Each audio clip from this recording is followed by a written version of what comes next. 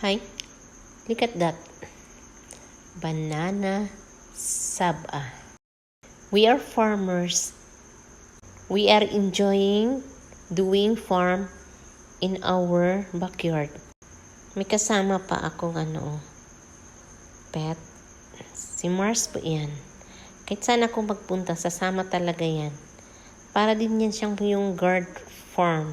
Ganito pong ginagawa namin araw-araw, magtanim, mag-harvest. Simple lang po ang buhay namin dito sa probinsya. Sagana at maraming prutas. Merong saging, merong langka, merong lansones, avocado, pomelo, bayabas, at marami pa talaga.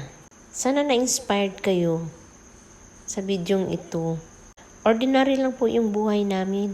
Nung hindi pa kami nag-retired, nagtrabaho po kami sa isang kumpanya na sa office. Napagtapos namin yung mga anak namin. Kaya ngayon wala na kaming trabaho. Tatanim na lang kami at saka nagha-harvest. Yun, enjoy kami. Kami lang dalawa ng husband ko na si Moon Walker.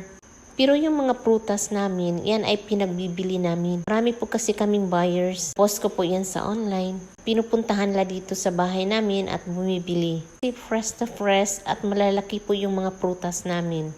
Thanks for watching. Bye!